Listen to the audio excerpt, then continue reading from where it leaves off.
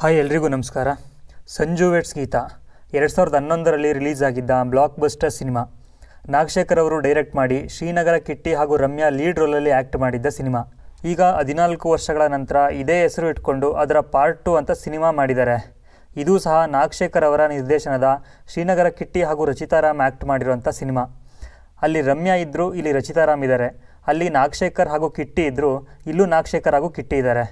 ಇದಿಷ್ಟನ್ನು ಹೊರತುಪಡಿಸಿದ್ರೆ ಎರಡೂ ಸಿನಿಮಾಗಳಿಗೆ ಯಾವುದೇ ಸಂಬಂಧ ಇಲ್ಲ. ನಾನು ಪ್ರತಿ ಸಲ ಬೇರೆ ಸಿನಿಮಾಗಳ ಬಗ್ಗೆ ಮಾತಾಡುವಾಗ ಅದನ್ನು ರಿವ್ಯೂ ಅಂತ ಹೇಳಲ್ಲ, ನನ್ನ ಒಪಿನಿಯನ್ ಅಂತ ಹೇಳ್ತೀನಿ ಅಷ್ಟೇ. ಯಾಕಂದರೆ ರಿವ್ಯೂ ಮಾಡೋದಕ್ಕೆ ನಾನು ಯಾರು? ಅವರು ಕಷ್ಟಪಟ್ಟು ಸಿನಿಮಾ ಮಾಡಿರ್ತಾರೆ.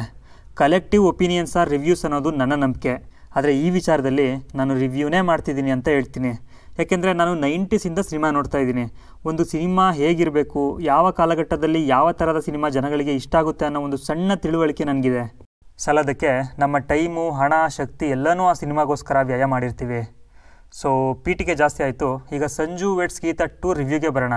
ಅದಕ್ಕಿಂತ ಮುಂಚೆ ನೀವೇನಾದರೂ ಮೊದಲನೇ ಸಲ ನನ್ನ ವೀಡಿಯೋ ನೋಡ್ತಾ ಇದ್ದರೆ ದಯವಿಟ್ಟು ಚಾನಲ್ನ ಸಬ್ಸ್ಕ್ರೈಬ್ ಮಾಡ್ಕೊಳ್ಳಿ, ಹಾಗೆ ಪಕ್ಕದಲ್ಲಿರೋ ಬೆಲ್ ಐಕನ್ನ ಒತ್ತಿ. ಸಿನಿಮಾಗೆ ಹೋಗೋದಕ್ಕಿಂತ ಮುಂಚೆ ನನ್ನ ತಲೆಯಲ್ಲಿ ಒಂದು ಅಭಿಪ್ರಾಯ ಇತ್ತು. ಅದೇನೆಂದರೆ ಇದು ಸಹ ಇನ್ನೊಂದು ಮುಂಗಾರು ಮಳೆ 2 ಅಥವಾ ಗಾಳಿಪಟ 2 ಆಗುತ್ತೇನೋ ಅಂತ. ಯಾಕೆಂದರೆ ಆ ಸಿನಿಮಾಗಳಲ್ಲೂ ಪಾರ್ಟ್ 1ಗೆ ಯಾವುದೇ ಸಂಬಂಧ ಇರಲಿಲ್ಲ, ಹಾಗೆ ಪಾರ್ಟ್ 1 ಥರ ಯಶಸ್ಸು ಸಿಗಲಿಲ್ಲ. ಆದರೆ ಈ ಸಿನಿಮಾ ನೋಡಿದ ಮೇಲೆ ಅರ್ಥ ಆಯಿತು ಆ ಸಿನಿಮಾಗಳೇ ಎಷ್ಟೋ ಪರವಾಗಿಲ್ಲ ಅಂತ. ಯಾಕಂದರೆ ಪಾರ್ಟ್ 1ಗೆ ಸಂಬಂಧ ಇಲ್ಲದೇ ಇದ್ದರೂ ಬೇರೆ ರೀತಿಯೇ ಆ ಸಿನಿಮಾಗಳು ತಕ್ಕ ಮಟ್ಟಿಗೆ ಜನಗಳಿಗೆ ಇಷ್ಟ ಆಗಿದ್ವು. ಸಂಜು ವೆಟ್ಸ್ ಗೀತಾ 2 ಬಗ್ಗೆ ಮಾತಾಡೋದಾದರೆ, ಹೀರೋ ರೋಡ್ ಸೈಡಲ್ಲಿ ಸೀರೆ ಮಾರೋನು ಹಾಗೂ ಹೀರೋಯಿನ್ ಒಬ್ಬ ದೊಡ್ಡ ಬಿಸ್ನೆಸ್ ಮ್ಯಾನ್ ಮಗಳು ಹಾಗೂ ಮಿಸ್ ಕರ್ನಾಟಕ. ಇವರಿಬ್ಬರ ಮಧ್ಯೆ ಹೇಗೆ ಲವ್ ಆಯಿತು, ಇವರ ಲವ್ನ ಹುಡುಗಿಯಪ್ಪ ಒಪ್ಕೋತಾನ, ಅದಾದಮೇಲೆ ಅವರಿಬ್ಬರು ಪ್ರೀತಿ ಉಳಿಸ್ಕೊಳ್ಳೋದಕ್ಕೆ ಏನೇನು ಮಾಡಿದ್ರು ಅನ್ನೋದೇ ಕತೆ. ನಾಗಶೇಖರ್ ಅವರು ಅರಮನೆ, ಸಂಜು ವೆಟ್ಸ್ ಗೀತಾ, ಮೈನಾ ಥರದ ಹಿಟ್ ಸಿನಿಮಾಗಳನ್ನು ನೀಡಿದರು. ಆದರೆ ಈಗ ಅವರು ಸ್ಟೋರಿ ವಿಚಾರದಲ್ಲಿ ಅಪ್ಗ್ರೇಡ್ ಆಗೇ ಇಲ್ಲ ಅಂತ ಅನ್ನಿಸ್ತು. ಇದೊಂದು out and out love story cinema.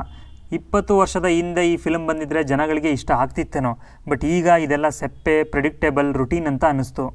ಹಾಡುಗಳನ್ನು ನೆನ್ಪಿಟ್ಕೊಳ್ಳೋದು ಬಿಡಿ, ಸಿನಿಮಾ ಮುಗಿಸ್ಕೊಂಡು ಆಚೆ ಬಂದ ಮೇಲೆ ನೆನ್ಪಿಟ್ಕೊಳ್ಳೋ ಅಂಥ ಒಂದು ಸೀನ್ ಕೂಡ ಇಲ್ಲ ಸಿನಿಮಾದಲ್ಲಿ. ಕಾಮಿಡಿ ಮಾಡೋದಕ್ಕೆ ಅಂತ ಸಾಧು ಕೋಕಿಲ, ತಬಲಾ ನಾಣಿ ಇದ್ದಾರೆ, ಆದರೆ ಕಾಮಿಡಿ ವರ್ಕೇ ಆಗಿಲ್ಲ. ಸಿನಿಮಾ ಶೂಟಿಂಗ್ ಮಾಡೋದಕ್ಕೆ ಆಯ್ಕೆ ಮಾಡ್ಕೊಂಡಿರೋ ಲೊಕೇಶನ್, ವೆಹಿಕಲ್ಸ್ ಎಲ್ಲ ಚೆನ್ನಾಗಿದೆ. ರೋಲ್ಸ್ ರಾಯ್ಸಿಂದ ಹಿಡಿದು ನನಗೆ ಹೆಸರೇ ಗೊತ್ತಿಲ್ಲದೆ ಇರೋ ಫಾರಿನ್ನ ಉದ್ದುದ್ದನೆಯ ಲಕ್ಸುರಿ ಕಾರ್ ಇಟ್ಕೊಂಡೆಲ್ಲ ಶೂಟಿಂಗ್ ಮಾಡಿದ್ದಾರೆ. ಅದ್ರ ಜೊತೆಗೆ ಹೆಲಿಕಾಪ್ಟರ್ ಹಾಗೂ ಸೆಕೆಂಡ್ ಹಾಫ್ನಲ್ಲಿ ಸ್ವಿಟ್ಜರ್ಲ್ಯಾಂಡ್ ಲೊಕೇಶನಲ್ಲೆಲ್ಲ ಶೂಟಿಂಗ್ ಮಾಡಿದ್ದಾರೆ. ಅದೆಲ್ಲ ಖಂಡಿತ ಚೆನ್ನಾಗಿದೆ. ಆದರೆ ಒಬ್ಬ ಹೊಟ್ಟೆ ಹಸ್ತಿರೋ ಮನುಷ್ಯನಿಗೆ ಊಟಕ್ಕೆ ಅಂತ ಚಿನ್ನದ ತಟ್ಟೆ ಕೊಟ್ಟು ಅದರಲ್ಲಿ ಸರಿಯಾಗಿ ಊಟನೇ ಕೊಟ್ಟಿಲ್ಲ ಅಂದರೆ ಏನು ಪ್ರಯೋಜನ? ಮುಖ್ಯವಾಗಿ ಬೇಕಾಗಿರೋದು ಹೊಟ್ಟೆ ತುಂಬ ಊಟ, ಯಾವ ತಟ್ಟೆಲಿ ಕೊಟ್ರಿ ಅನ್ನೋದಲ್ಲ. ಈ ಸಿನಿಮಾ ವಿಚಾರದಲ್ಲೂ ಅದೇ ಆಗಿದೆ. ಯಾವ ಕಾರು, ಯಾವ ದೇಶ, ಲೊಕೇಶನಲ್ಲಿ ಶೂಟಿಂಗ್ ಮಾಡಿದ್ರೇನು, ಸಿನಿಮಾದಲ್ಲಿ ಕಂಟೆಂಟೇ ಇಲ್ಲ ಅಂದಾಗ ಅನ್ನೋ ಹಾಗಾಗಿದೆ. ಹಾಗಾದರೆ ಲವ್ ಸ್ಟೋರಿಗಳನ್ನೇ ಮಾಡಬಾರ್ದಾ? ಬರೀ ಆ್ಯಕ್ಷನ್, ಕ್ರೈಮ್, ಥ್ರಿಲ್ಲರ್ ಸಿನಿಮಾಗಳನ್ನೇ ಮಾಡಬೇಕಾ ಅಂತ ನೀವು ಕೇಳ್ಬೋದು. ಖಂಡಿತ ಇವಾಗಿನ ಜನ್ರೇಷನಲ್ಲೂ ಕೂಡ ಲವ್ ಸ್ಟೋರಿಗಳು ಓಡ್ತವೆ. ಇತ್ತೀಚೆಗೆ ಬಿಡುಗಡೆ ಆಗಿದ್ದ ಮರ್ಫಿ, ಇಬ್ಬನಿ ತಬ್ಬಿದ ಎಳೆಯಲ್ಲಿ ಅಂಡರ್ ರೇಟೆಡ್ ಆಗೋದು. ಅವುಗಳನ್ನ ಜನ ಆಮೇಲೆ ಇಷ್ಟಪಟ್ಟರು. ಸೊ ಕಾಲಕ್ಕೆ ತಕ್ಕಂತೆ ಸಿನಿಮಾಗಳನ್ನು ಮಾಡಬೇಕಾಗುತ್ತೆ. ಕಿಟ್ಟಿ ಹೀರೋ ಆಗಿ ಕಂಬ್ಯಾಕ್ ಮಾಡೋದಕ್ಕೆ ಏನೂ ಪ್ರಿಪ್ರೇಷನ್ ಮಾಡ್ಕೊಂಡಿಲ್ವೇನೋ ಅಂತ ಅನ್ನಿಸ್ತು. ಸಂಜು ವೆಟ್ಸ್ ಗೀತಾ ಅನ್ನೋ ಹೆಸರನ್ನು ಕೇವಲ ಪ್ರಚಾರಕ್ಕೋಸ್ಕರ ಇಟ್ಕೊಂಡಿದ್ದಾರೆ ಅಷ್ಟೇ. ಹೇಳ್ತಾ ಹೋದರೆ ತುಂಬ ವಿಚಾರಗಳಿವೆ.